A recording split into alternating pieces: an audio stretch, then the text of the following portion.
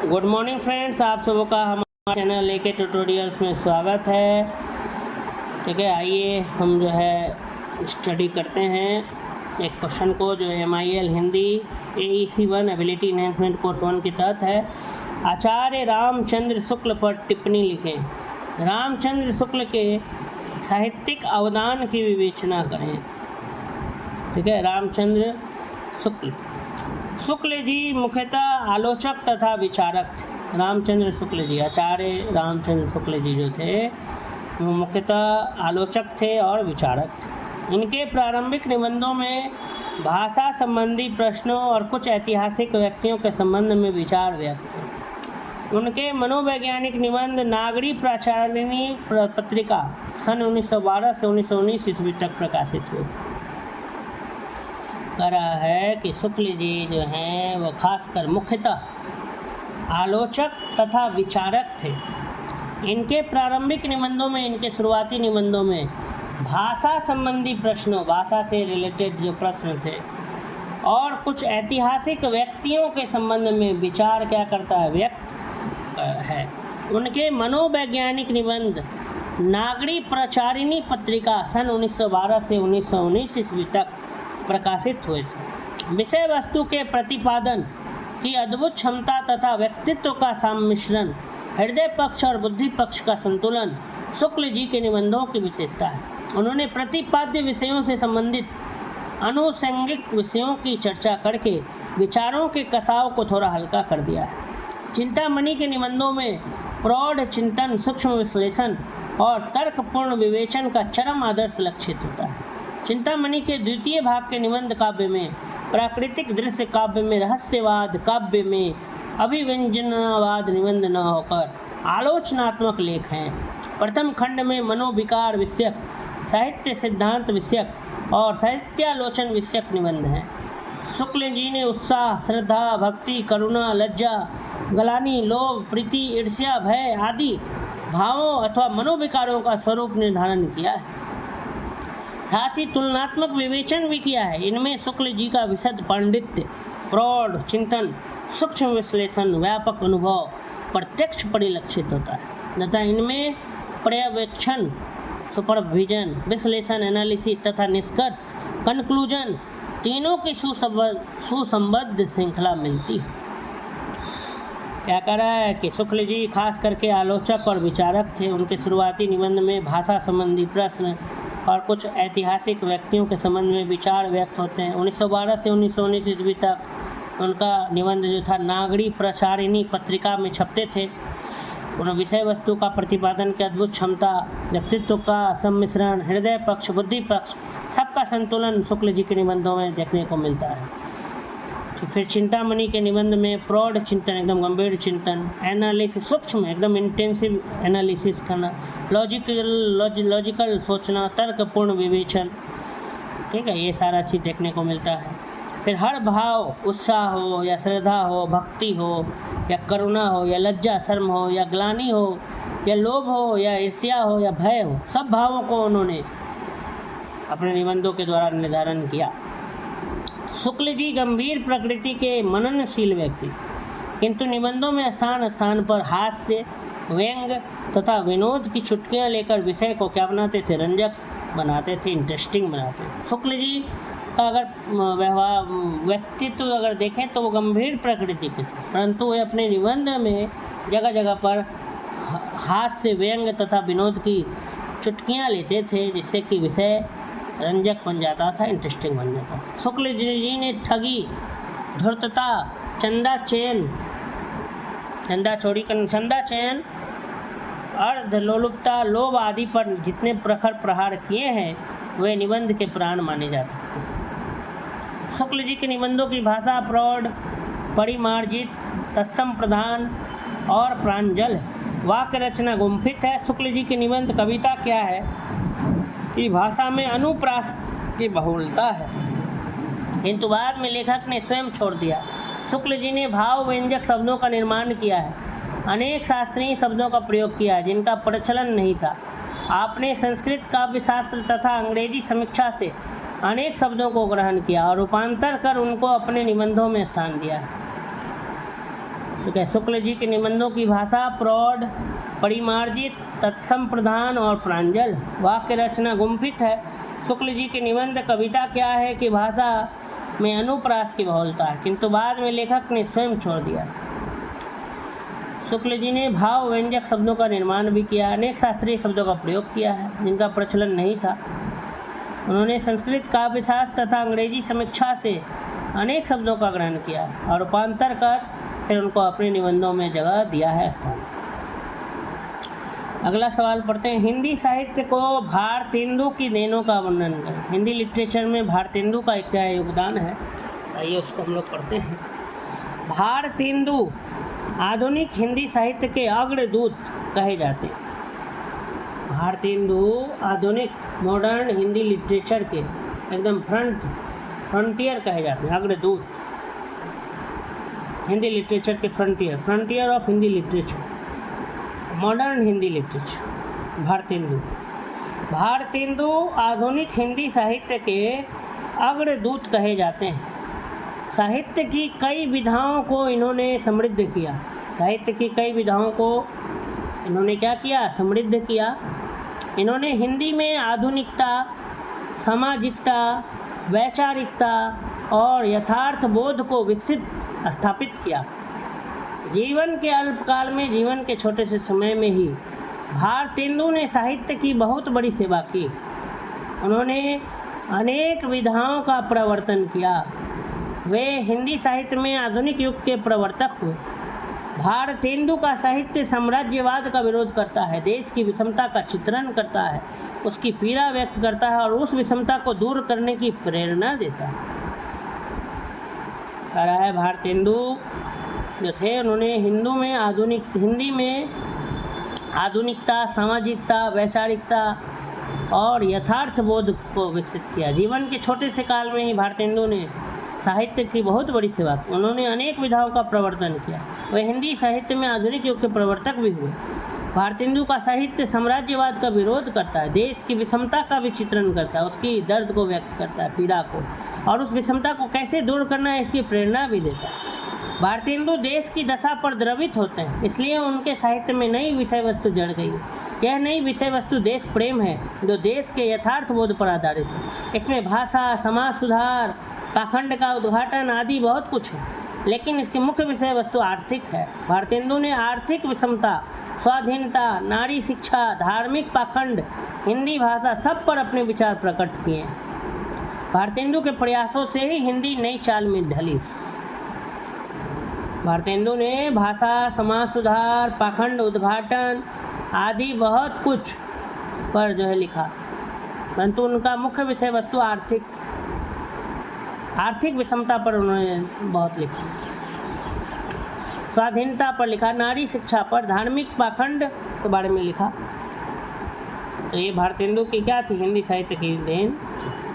Next है निबंध के प्रकारों का वर्णन करें। निबंध का टाइप्स। निबंध अभी पढ़े थे हम लोग उधर, फिर एक बार रेटिंग कर लेते हैं। निबंध ऐसी गद्य विधा है जो विचार परक और अनुभूति परक दोनों हो सकती है। विचार परकता उसे शास्त्र, काव्य शास्त्र की ओर ले जाती है और अनुभूति परकता सृजनात्मक साहित्य की ओर।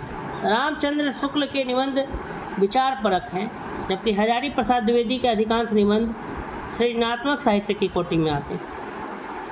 निबंध सामान्यतः कथात्मक, वर्णनात्मक, विचारात्मक और भावात्मक चार प्रकार के होते हैं। कथात्मक, वर्णनात्मक, विचारात्मक और भावात्मक। प्रथम प्रकार के निबंधों में काल्पनिक, वृत्त, आत्मचरितात्मक प्रसंग, पौराणिक आख्यान आदि का प्रयोग किया जाता है, जैसे महावीर प्रसाद द्विवेदी की आत्मकथा। वर्णनात्मक निबंधों में प्रकृति या मनुष्य जीवन की घटनाओं का वर्णन होता है। चिंतन प्रधान, विचार प्रधान निबंधों में लेखक किसी विषय पर अपने सुसंबद्ध रीति से अपने विशेष दृष्टिकोण के साथ प्रस्तुत करता है। उत्साह रामचंद्र शुक्ल की विचारात्मक निबंध का सुंदर उदाहरण है। और भावनात्मक निबंधों में लेखक के हृदय से निश्रित निकलता हुआ भावधारा ही विचार सूत्र का नियंत्रण करती है। लेखक का उद्देश्य अपनी किसी सरस अनुभूति को पाठक के हृदय तक पहुंचाना होता है। तो निबंध ऐसी गतिविधियाँ है जो विचार परक और अनुभूति परक दोनों हो सकती है। विचार परकता उसे शास्त्र काव्य शास्त्र की ओर ले जाती है और अनुभूति परकता सृजनात्मक साहित्य की ओर। रामचंद्र शुक्ल के निबंध विचार परक हैं और हजारी प्रसाद द्विवेदी के अधिकांश निबंध सृजनात्मक साहित्य की कोटि में आते हैं। निबंध सामान्यतः कथात्मक, वर्णनात्मक, विचारात्मक और भावात्मक 4 प्रकार के होते हैं। प्रथम प्रकार के निबंधों में काल्पनिक वृत्त, इमेजिनरी सर्कल, आत्मचरितात्मक प्रसंग, पौराणिक आख्यान, इन सब का प्रयोग किया जाता है। जैसे महावीर प्रसाद द्विवेदी का आत्मकथा। और वर्णन मतलब किसी खास चीज़ का वर्णन, मनुष्य जीवन की घटना का वर्णन या प्रकृति की घटना, प्राकृतिक कोई घटना उसका वर्णन। फिर विचार प्रधान में लेखक के विचार खास करके प्रकट होते हैं किसी खास विषय वस्तु पर। भावनात्मक निबंध में लेखक के हृदय से निकली धारा ही जो है वो विचार का सूत्र बन जाती है। तो ये 4 प्रकार के निबंध थे। अब रेखा चित्र के स्वरूप का वर्णन करें। रेखा चित्र का स्वरूप। रेखा चित्र शब्द चित्रकला का है, जिसका अर्थ है ऐसा खाका जिसमें क्रमबद्ध ब्यौरे न दिए गए हों। इसी के अनुकरण पर लिखने से इस विद्या को रेखा चित्र कहते हैं। ठीक है, कह रहा है कि रेखा चित्र शब्द चित्रकला का है, ड्राइंग का है, आर्ट एंड क्राफ्ट का है, जिसमें क्रमबद्ध ब्यौरे न दिए गए हों। इसी के अनुकरण पर लिखने से इस विद्या को रेखा चित्र कहते हैं। रेखा चित्र में क्रमबद्धता का ध्यान न रखकर किसी व्यक्ति की आकृति, उसकी चाल ढाल या स्वभाव या किन्हीं विशेषताओं का शब्दों द्वारा सजीव चित्रण किया जाता है। किसी स्थान का संक्षिप्त पर संजीव वर्णन भी रेखा चित्र में आ सकता है। संक्षिप्तता, छोटा और सजीवता एकदम रेखा चित्र के प्राण। एक रेखा चित्र को पढ़ने से जिसके बारे में वर्णन किया गया वर्णित व्यक्ति या स्थान का पूरा चित्र, पूर्ण चित्र सा पाठक की आंखों के आगे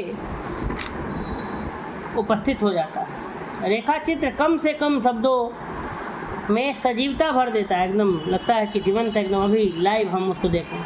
सिर्फ पढ़ने मात्र से ही हमें उसका चित्र हमारी आंखों के सामने बन जाता, उपस्थित हो जाता है। और उसके छोटे छोटे पैने पैने वाक्य तीव्र और मम्र स्पर्शी होते हैं। रेखा चित्रों में यदि राम वृक्ष बेनीपुरी ने माटी की मूर्तें गढ़ी हैं तो महादेवी वर्मा अपने आश्रित सेवकों और चाकरों की ही नहीं बल्कि पालतू पशुओं को भी अमर बना दिया है।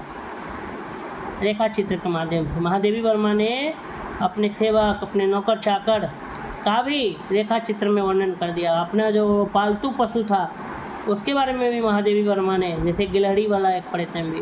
तो बहुत सारा है। आप कविता अगर पढ़े होंगे, हिंदी अगर कभी पढ़े होंगे बचपन में, तो बहुत सारे कविताओं लेखक के बारे में देखे हैं जिन्होंने रेखा चित्र के माध्यम से हिंदी साहित्य में बहुत बड़ा योगदान दिया। नेक्स्ट है व्यंग। व्यंग निबंधकार हरिशंकर परसाई के लेखन कौशल का वर्णन करें। व्यंग लिखा ही है, व्यंग माने हंसी मजाक ठिठोली। आधुनिक युग के हास्य और व्यंग के निबंध लेखकों में हरिशंकर परसाई प्रतिनिधि निबंधकार हैं। परसाई जी प्रगतिशील विचारक, स्वतंत्र चिंतक, स्पष्ट वक्ता और निर्भीक पत्रकार थे। कह रहा है आधुनिक युग के हास्य माने हंसी मजाक और व्यंग के निबंध लेखकों में हरिशंकर परसाई प्रतिनिधि निबंधकार हैं। परसाई जी प्रगतिशील विचारक, स्वतंत्र चिंतक, स्पष्ट वक्ता और निर्भीक पत्रकार थे। उनकी रचनाओं में व्यक्ति, राजनीतिक व्यक्तियों, समाज, सरागला तथा राजनीति तत्कालीन तथा वर्तमान पर करारी चोट है। आडंबरों और असंगतियों का भंडाफोड़ किया जाता है। उनका अक्खड़पन, साफगोई, सहज अभिव्यक्ति कबीर की याद दिलाती है। निजता ही उनके निबंधों का प्रधान गुण है। सार्थक और गंभीर व्यंग लिखने में परसाई जी सिद्धहस्त थे। उनका व्यंग हल्का या छिछला न होकर गहरा और मारक है। परसाई जी के निबंध संग्रह पगडंडियों का जमाना, वैष्णव की फिसलन, शिकायत मुझे भी है, तब की बात और थी, भूत के पांव पीछे, बेईमान की परत, सदाचार का ताबीज, ये परसाई जी के व्यंग निबंध अपनी शैली और भाषा के अद्भुत और अपूर्व हैं। तो आपका सदाचार का ताबीज जो है वो आपका वही पढ़ना है, ये इस आपके सिलेबस का ही पार्ट है। बाकी जो है इन्होंने लिखा है हरिशंकर परसाई, ये व्यंग निबंधकार हैं। इनके बारे में आपको बताना था कि इन्होंने क्या क्या लिखा है, इनके लेखन कौशल के बारे में बताना है। हरिशंकर परसाई, ठीक है, हरिशंकर परसाई के बारे में अगर लिखने आएगा तो यही आपको लिख देना है। घुमा फिरा के क्वेश्चन बहुत तरीके से पूछा जा सकता है कि उनके लेखन कौशल को बताइए, उनका हिंदी साहित्य में क्या योगदान है, उन्होंने किस तरीके से क्या किया, मैंने कुछ भी, लेकिन ये नाम आपको नज़र आना चाहिए हरिशंकर। या व्यंग निबंधकार के बारे में आएगा तो भी आप हरिशंकर परसाई के बारे में लिख सकते हैं। नेक्स्ट है निबंध। सामान्य और ललित निबंध में अंतर स्पष्ट है। निबंध गद्य का संक्षिप्त और चुस्त रचना प्रकार है। निबंध सामान्य में एक विषय की विवेचना या अभिव्यक्ति रहती है और निबंध लेखक शीर्षक में बंधा रहता है, वह शीर्षक या विषय के इर्द गिर्द ही चक्कर काटता है। लेकिन ललित निबंध में विषय प्रतिपादन के साथ व्यंग विनोद का भी भरपूर पुट मिलता है। ललित निबंधकार शीर्षक में बंधा न रहकर स्वच्छंद रहता है, आज़ाद रहता है। वह शीर्षक के बहाने ललित चिंतन ललित शैली में प्रस्तुत करता है। ललित निबंध में लेखक के मन की उन्मुक्त उड़ान देखने पढ़ने को मिलती है। यहाँ हृदय के भावों की सजावट लहर पर लहर की भांति रहती है। इसमें लेखक अपने व्यक्तित्व को उभार कर पाठकों के साथ आत्मीयता का संबंध जोड़ लेता है। अतः पाठक बड़े सहज भाव से मनोरंजन करता हुआ ललित निबंधकार के विचारों और भावों के साथ तादात्म्य स्थापित कर लेता है। ललित सौंदर्य तत्व ही सामान्य निबंध और ललित निबंध में अंतर स्पष्ट करता है। हजारी प्रसाद द्विवेदी, विद्यानिवास मिश्र तथा कुबेर नाथ राय के निबंधों के माध्यम से सामान्य निबंध और ललित निबंध में फर्क समझाया जा सकता है। हजारी प्रसाद द्विवेदी, विद्यानिवास मिश्र और कुबेर नाथ मिश्र। नेक्स्ट है बाबर की दृष्टि में जिंदगी क्या है। तो बाबर की दृष्टि में जिंदगी एक जंग है जिसका निष्कर्ष हार और जीत इन दो शब्दों तक सीमित है। बाबर ने जब से होश संभाला अपने को युद्ध के मैदान में पाया। एक जुआरी की तरह वह हार जीत के मासे फेंकने लगा। हारने से न तो उसे मायूसी हुई और न जीतने से गर्व, अर्थात वह लड़ाई के परिणामों से प्रभावित हुए बिना लड़ता रहा, हारता जीतता रहा। अतः उसकी दृष्टि में जिंदगी हार जीत से भरी जंग है। ठीक है, बाबर की दृष्टि से कह रहा है कि बाबर की दृष्टि में जिंदगी क्या है। तो बाबर की दृष्टि में जिंदगी एक जंग है जिसका निष्कर्ष, जिसका कंक्लूजन हार और जीत इन दो शब्दों तक सीमित है। बाबर ने जब से होश संभाला तो अपने को युद्ध के मैदान में पाया। एक जुआरी की तरह वह हार जीत के पांसे फेंकने लगा। हारने से न तो उसे मायूसी हुई और न जीतने से उसे गर्व हुआ, अर्थात वह लड़ाई के परिणामों से प्रभावित नहीं हुआ और लड़ता रहा। अतः उसकी दृष्टि में जिंदगी हार जीत से भरी जंग है। अगला सवाल, बाबर किस लिए युद्ध करता था। बाबर अपनी बाजुओं की ताकत आजमाने के लिए तथा यश के लिए युद्ध करता था। वह चाहता था कि इतिहास के पृष्ठों में एक विजेता योद्धा के रूप में उसका नाम अंकित हो। इतना ही नहीं, उसे लड़ने में मज़ा आता था, अर्थात लड़ना उसके लिए लाचारी नहीं, शौक था। खतरों से खेलना, मौत से जूझना, सर हथेली पर लेकर मौत को चुनौती देना उसे अच्छा लगता था। स्पष्टतः यह उसका एकांगी दृष्टिकोण है। उसका ध्यान अपने स्वार्थों पर तो है, अपनी संतुष्टि पर तो है, लेकिन इस खेल में अकारण निर्दोषों की जो हानि होती है उस ओर उसकी दृष्टि नहीं थी। यदि होती तो वह युद्ध को जीवन की आवश्यकता के रूप में ग्रहण नहीं करता। बाबर जो है किस लिए युद्ध करता था। तो बाबर अपनी बाजुओं की ताकत आजमाने के लिए तथा यश के लिए युद्ध करता था। वह चाहता था कि इतिहास के पृष्ठों में एक विजेता योद्धा के रूप में उसका नाम अंकित हो, उसका नाम लिखा जाए। इतना ही नहीं, उसे लड़ने में मज़ा आता था, अर्थात लड़ना उसके लिए लाचारी नहीं, शौक था। खतरों से खेलना, मौत से जूझना, सर हथेली पर लेकर मौत को चुनौती देना उसको अच्छा लगता था। बाबर को स्पष्टतः यह उसका एकांगी दृष्टिकोण है। उसका ध्यान अपने स्वार्थों पर तो है, अपनी संतुष्टि पर तो है, लेकिन इस खेल में अकारण निर्दोषों को जो हानि होती है, जो नुकसान होता है, उस ओर उसकी दृष्टि नहीं थी। यदि होती तो वह युद्ध को जीवन की आवश्यकता के रूप में ग्रहण नहीं करता। नेक्स्ट है अबुल बका का चरित्र कैसा है। अबुल बका, इस एकांकी में अबुल बका को नाटककार ने एक धर्मात्मा सेनापति के रूप में प्रस्तुत किया है जो विद्या और वय दोनों से विरुद्ध है, लेकिन रचना में उनका सेनापतित्व कुछ स्पष्ट नहीं है। इनके विपरीत वे एक फकीर के रूप में ज़्यादा स्पष्ट हैं। वे बाबर वंश के शुभ चिंतक हैं और हुमायूं का हाल चाल लेने आते हैं। वे दवा से अधिक दुआ के समर्थक हैं जो उनकी खुदापन का प्रमाण है। वे खुदा पर विश्वास ही नहीं रखते अपितु खुदा की शक्तियों के कायल भी हैं। हुमायूं को देखकर वे निराश नहीं होते और कोई प्यारी चीज़ खुदा को भेंट करने के लिए कहते हैं। उनकी बात सिद्ध होती है। बाबर अपनी सबसे मूल्यवान वस्तु के रूप में अपनी जान ही खुदा को भेंट कर देता है और उसकी भेंट कबूल कर ली जाती है। यदि अबुल बका नहीं आते और राह नहीं सुझाते तो हुमायूं शायद नहीं बचता। वे अब सचमुच अपने व्यवहार, विचार और भावना से खुदा के फरिश्ते लगते हैं। अबुल बका। नेक्स्ट है, हुमायूं की प्राण रक्षा के लिए बाबर क्यों इतना आतुर था। यूँ तो बाबर की कई संतानें हैं, लेकिन हुमायूं उन सब में विशिष्ट है। ये जो बाबर वाला जितना भी सवाल आ रहा है, बाबर हुमायूं, ये बाबर की ममता एक आपका ही चैप्टर का है। आपको कुछ कविताएं और कुछ कहानी भी पढ़नी है हिंदी में, ठीक है। तो आपका तो ये गेस्ट पेपर है जिसमें आपको कहानी और कविताएं नहीं दिया हुआ है, लेकिन हम लोग क्वेश्चन आंसर के माध्यम से उन कविताओं और उन कहानियों को पढ़ने का प्रयास करेंगे। तो बाबर का जो ममता नाम का एक कहानी है, शीर्षक बाबर की ममता, ठीक है। ये चैप्टर है आपके हिंदी का, उससे ये सब सवाल आ रहे हैं, ठीक है। हुमायूं की प्राण रक्षा के लिए बाबर क्यों इतना आतुर था। नहीं तो आप गूगल में भी सर्च करके पढ़ सकते हैं बाबर की ममता कहानी को, बाबर की ममता में क्या बताया गया है। बाकी हम लोग जब लॉन्ग आंसर करेंगे तो उससे और क्लियर आपको हो जाएगा ये कहानी, ठीक है। हुमायूं की प्राण रक्षा के लिए बाबर क्यों इतना आतुर था, क्यों एक्साइटेड था। तो यूँ तो बाबर की कई संतानें हैं, लेकिन हुमायूं उन सब में विशिष्ट है।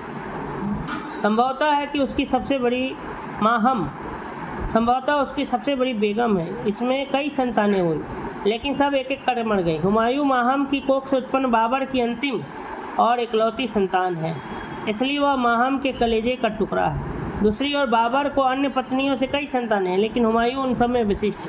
वह स्वीकार करता है कि हमें औलादों की कमी नहीं है, इसलिए वह हुमायूं की रक्षा के लिए न केवल आतुर है अपितु एक बार मौत से लड़ने के लिए भी तत्पर है। क्या बाबर की भेंट खुदा द्वारा कबूल होती है। इस एकांकी में अबुल बका नामक धर्मात्मा व्यक्ति बाबर को सुझाव देते हैं कि कोई मूल्यवान चीज़ें खुदा को भेंट कर दीजिए, इससे आपका पुत्र क्या हो जाएगा, स्वस्थ हो जाएगा। तो बाबर पुत्र की प्राण रक्षा के लिए इतना आतुर है कि कोई वस्तु देने के बदले प्राण ही देने पर तत्पर हो जाता है। उसकी नज़र में प्राण से प्यारी कोई वस्तु नहीं होती। वह हुमायूं के बिछावन की परिक्रमा कर अपना प्राण लेने और पुत्र को स्वस्थ बना देने की प्रार्थना करता है। उसकी प्रार्थना स्वीकार कर ली जाती है। हुमायूं स्वस्थ हो जाता है और बाबर क्रमशः बीमार होकर अंततः मर जाता है। यह बात एकांकीकार की कल्पना नहीं है और यह इतिहास में उल्लिखित घटना भी, अतः यह वास्तव में बाबर के जीवन में घटित हुई थी। सच और आशंका में क्या अंतर है। भय जब स्वभावगत हो जाता है तब वह कायरता या भीरुता की संज्ञा को प्राप्त करता है। जब आपत्ति या दुख का पूर्ण निश्चय न रहने पर उसकी मात्र संभावना होती है, तब जो आवेग शून्य भय होता है उसे आशंका कहते हैं। भय और आशंका में सूक्ष्म अंतर है, छोटा सा अंतर है। आने वाली मुसीबत की भावना या दुख के कारण एक प्रकार का आवेग पूर्ण तथा स्तंभ कारक मनोभाव पैदा होता है, उसे भय कहते हैं। भय स्वभावगत होता है जो कायरता या भीरुता की संज्ञा को प्राप्त करता है, जबकि आपत्ति या दुख का पूर्ण निश्चय न रहने पर उसकी मात्र संभावना होती है, उसको आशंका कहा जाता है। अगला है उच्चारण की परिभाषा एवं शुद्ध उच्चारण की आवश्यकता। वर्णों अक्षरों के उच्चारण के लिए चेष्टा की जाती है। फेफड़े की हवा मुंह से बाहर निकाली जाती है। निकलते समय हवा की कई गतियाँ होती हैं। मुंह में विभिन्न अंगों कंठ, जीभ, तालु, मुर्दा, दांत, ओष्ठ की क्रियाएं होती हैं, जिनसे हवा की राह में रुकावट उत्पन्न होती है। विशेष प्रकार की गूंज करती हुई प्राण वायु बाहर आती है, जिससे उच्चारण कहते हैं। मुंह का जो भाग उच्चारण में सहायक होता है उसे ही उच्चारण स्थान कहते हैं। शुद्ध लेखन के लिए शुद्ध उच्चारण आवश्यक है और शुद्ध उच्चारण के लिए उच्चारण स्थानों का ज्ञान अनिवार्य है। शुद्ध उच्चारण इसलिए आवश्यक है कि बोलने वालों की बातों का दूसरा अर्थ न समझ लिया जाए। अशुद्ध उच्चारण से अर्थ का अनर्थ हो सकता है, अतः सामान्य भूलों से बचना चाहिए। जैसे बक, बकना क्रिया का धातु रूप है और बक, बगुला शब्दों के अर्थ में कितनी भिन्नता है समझा जा सकता है। स, श, स, अक्ष, ज आदि के उच्चारण में भी सावधानी बरतनी चाहिए। आपने पढ़ा होगा पहले भी उच्चारण स्थान की प कहाँ से बोला जाता है, प, जैसे प, फ, ब, ये सब होंठ से बोला जाता है। इसमें होंठ टच होता है, ओष्ठ तो ये सब में दांत टच होता है। तो बहुत अलग अलग उच्चारण, शब्दों का अलग अलग उच्चारण स्थान है वर्णों का। तो वर्ण माने अक्षर, वर्णमाला क ख ग घ अ आ, ये सब वर्णों के उच्चारण के लिए कोशिश की जाती है, चेष्टा की जाती है। फेफड़े की हवा मुंह से बाहर निकाली जाती है। निकलते समय हवा की कई गतियां होती है। मुंह में विभिन्न अंगों, कंठ, जीभ, तालु, मूर्धा, दांत, ओष्ठ की क्रियाएं होती हैं, जिनसे हवा की राह में रुकावट उत्पन्न होती है। विशेष प्रकार की गूंज करती हुई प्राणवायु बाहर आती है, जिसे उच्चारण कहते हैं। मुंह का जो भाग उच्चारण में सहायक होता है उसे ही उच्चारण स्थान कहते हैं। शुद्ध लेखन के लिए शुद्ध उच्चारण आवश्यक है और शुद्ध उच्चारण के लिए उच्चारण स्थानों का ज्ञान अनिवार्य है। शुद्ध उच्चारण इसलिए आवश्यक है कि बोलने वालों की बातों का दूसरा अर्थ न समझ लिया जाए, नहीं तो अर्थ का क्या हो जाता है, अनर्थ हो जाता है। जैसे बक मने बगुला भी होता है और बक मने बकना भी होता है, तो दोनों में जमीन आसमान का क्या है, फर्क है। नेक्स्ट है ध्वनि की परिभाषा। ध्वनि किसे कहते हैं? मनुष्य सामाजिक प्राणी होने के नाते अपने मन के भावों और विचारों को दूसरी तक संप्रेषित करना चाहता है। इसके लिए वह अपने मुख से ध्वनियाँ निकालता है। प्रसंगवश प्रत्येक अक्षर ध्वनि देता है। इन्हीं ध्वनियों से वर्णों, शब्द और वाक्य बनते हैं। इन शब्दों और वाक्यों का समूह ही भाषा है। भाषा का कथित रूप ध्वनि है। ध्वनि वक्ता के वाक्य यंत्र से उत्पन्न होती है और शब्दों का रूप ग्रहण करते हुए श्रोता को सुनाई पड़ती है। अतः ध्वनि उसे कहते हैं जो मनुष्य की श्रवण इंद्रिय माने कान द्वारा ग्रहण की जाती है। ध्वनि वक्ता के वाक्य यंत्र से उत्पन्न होती है और वाक्य यंत्र माने वोकल कॉर्ड, जहाँ से हम लोग बोलते हैं या आवाज़ मुँह कह सकते हैं। शब्दों का रूप ग्रहण करते हुए श्रोता माने लिसनर जो सुनता है उसको सुनाई पड़ती है। प्रसंगवास एक बार फिर किसी श्रोता के द्वारा जो कुछ सुना जा सके उसे सामान्यतः ध्वनि कहा जाता है। भाषा के संदर्भ में व्याकरण में इसे सामान्य रूप में लिया जाता है। इसे सामान्य ध्वनि को अलग करने के लिए भाषा ध्वनि, फोन और स्पीच साउंड के नाम से जाना जाता है। भाषा में प्रयुक्त ध्वनि ही भाषा ध्वनि है। इसको संक्षेप में ध्वनि शब्द नाम दिया जाता है। कह रहा है मनुष्य जो है सामाजिक प्राणी होने के नाते अपने मन के भावों और विचारों को दूसरे तक संप्रेषित करना चाहता है। इसके लिए वह अपने मुख से ध्वनियाँ निकालता है। प्रसंगवश प्रत्येक अक्षर ध्वनि देता है। इन्हीं ध्वनियों से वर्णों से शब्द और वाक्य बनते हैं। इन शब्दों और वाक्यों का समूह ही भाषा है। भाषा का कथित रूप ध्वनि है। ध्वनि वक्ता के वाक्य यंत्र से उत्पन्न होती है और शब्दों का रूप ग्रहण करते हुए श्रोता को सुनाई पड़ती है। अतः ध्वनि उसे कहते हैं जो मनुष्य की श्रवण इंद्रिय द्वारा ग्रहण की जाती है। ध्वनि वक्ता के वाक्य यंत्र से उत्पन्न होती है और शब्दों का रूप ग्रहण करते हुए श्रोता को सुनाई पड़ती है। प्रसंगवश एक बार फिर किसी श्रोता के द्वारा जो कुछ सुना जा सके उसे सामान्यतः ध्वनि कहा जाता है। और भाषा के संदर्भ में व्याकरण में से समान रूप में लिया जाता है। तो यही ध्वनि के बारे में था। नेक्स्ट पढ़ते हैं कार्यालयी हिंदी से आप क्या समझते हैं? ऑफिस में जो हिंदी का प्रयोग होता है, कार्यालयी हिंदी। कार्यालय हिंदी या कार्यालयीन हिंदी सरकारी कामकाज और प्रशासन में प्रयुक्त होने वाले भाषा का रूप है। इसके अंतर्गत भाषा के कई उपरूप दृष्टिगोचर होते हैं। संसद, मंत्रालय, सेना, बैंक आदि में प्रयुक्त भाषा में कुछ न कुछ अंतर अवश्य होता है। वस्तुतः यहाँ कर्म प्रधान होता है। क्रिया के करने वाले व्यक्ति का संकेत आवश्यक नहीं होता। अतः भाषा कर्मवाच्य में होती है। उदाहरण तद अनुसार कार्यवाही की गई है, माने अगली बैठक में संशोधित विधेयक प्रस्तुत किया जाएगा। कार्यालयी हिंदी की कृति के अनुरूप जहाँ अपेक्षित हो 2 या 2 से अधिक वाक्यों के एक वाक्य किए जा सकते हैं। भाषा सहज और सुबोध होनी चाहिए।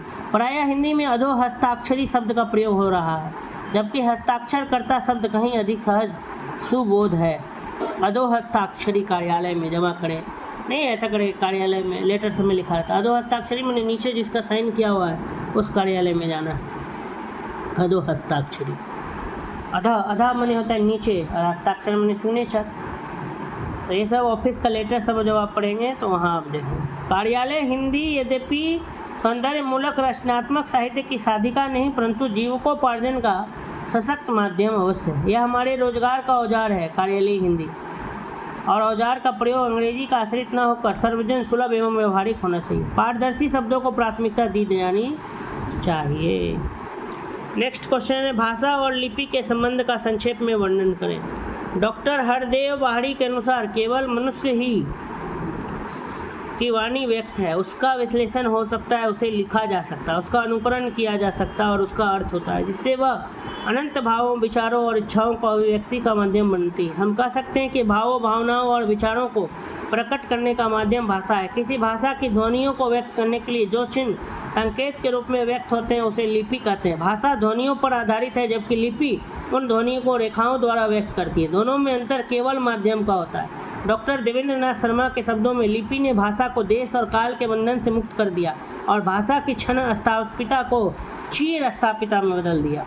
क्षण स्थापिता मतलब कुछ क्षण के समय के लिए, टेम्पोररी के लिए, और चिर स्थापिता मतलब चिर काल के लिए, मतलब एकदम परमानेंट, बहुत समय के लिए। तो कह रहा है कि लिपि ने, स्क्रिप्ट जो है वो उसने भाषा को देश और काल के बंधन से मुक्त कर दिया और भाषा को क्षण स्थापिता से चिर स्थापिता बना दिया। डॉक्टर हरदेव बाहरी के अनुसार केवल मनुष्य की ही वाणी व्यक्त है, उसका विश्लेषण हो सकता है, उसे लिखा जा सकता है, उसका अनुकरण किया जा सकता है और उसका अर्थ होता है, जिसमें वह अनंत भावों, विचारों और इच्छाओं को अभिव्यक्ति का माध्यम बनाती है। हम कह सकते हैं कि भावों, भावनाओं और विचारों को प्रकट करने का माध्यम क्या है? भाषा है। हम अपने आइडियाज़, अपने विचार, अपने इमोशंस को जिसके माध्यम से हम प्रकट करते हैं वही क्या कहलाता है? भाषा कहलाता है। किसी भाषा की ध्वनियों को व्यक्त करने के लिए जो चिन्ह संकेत रूप में व्यक्त होते हैं उसे लिपि कहते हैं। और भाषा, जैसे हिंदी भाषा की लिपि है देवनागरी लिपि, संस्कृत भाषा की भी है देवनागरी। तो भाषा और लिपि का संबंध यही है। इस प्रकार से ये वीडियो यहीं पर समाप्त होता है। अगर आपको हमारा वीडियो अच्छा लगा तो वीडियो को अधिक से अधिक लोगों तक शेयर करें, वीडियो को लाइक करें, कमेंट सेक्शन में जाकर के कमेंट करें, फीडबैक दें आपको कैसा वीडियो लगा। और जो है आप चैनल को अगर अब तक सब्सक्राइब नहीं किए हैं तो प्लीज़ चैनल को सब्सक्राइब कर लें और बेल आइकन को दबाना ना भूलें, जिससे कि आने वाली सभी वीडियोज़ आपको सही समय मिलते रहें। आप सबों का हमारे चैनल में जुड़ने के लिए बहुत बहुत धन्यवाद।